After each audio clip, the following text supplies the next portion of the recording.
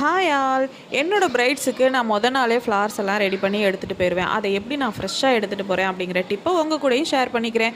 இந்த மாதிரி makeup pouches எல்லாமே அமேசானில் மீஷோவில் எல்லாம் தேடி பார்த்தீங்கன்னா கிடைக்கும். உங்களுக்கு தேவையான சைஸ் வாங்கிக்கோங்க. அது கூடவே நம்ம புதுசாக ஷர்ட் வாங்கும்போது இந்த மாதிரி தெர்மாக்கோல் ஷீட் வந்து கொடுப்பாங்க. அதை வந்து மிஸ் பண்ணாமல் எடுத்து பத்திரமா வச்சுக்கோங்க.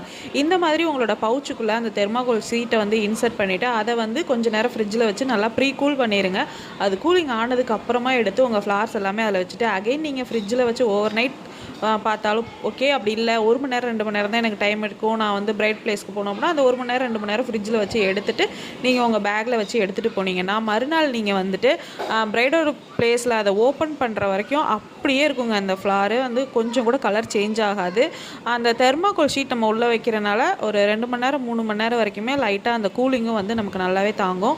இது வந்து நான் நாள் எடுத்த வீடியோ. மறுநாள் மார்னிங் வந்து நான் பிரைடு பிளேஸில் வந்து இதை ஓப்பன் பண்ணுறேன். அப்படியே இருக்குது பாருங்கள், நான் எப்படி வச்சுருந்தனோ. நீங்கள் வந்து ஃப்ளார்ஸில் ஏதாவது கலர் ஸ்ப்ரேலாம் பண்ணணுன்னா கூட நீங்கள் அங்கேயே போய் பண்ணிக்கலாம். ஸோ இந்த மாதிரி டிப்ஸ் அண்ட் ட்ரிக்ஸ்லாம் வேணும்னா மறக்காமல் என்ன ஃபாலோ பண்ணிக்கோங்க. மறக்காமல் இந்த வீடியோக்கு லைக் போடுங்க. தேங்க்யூ.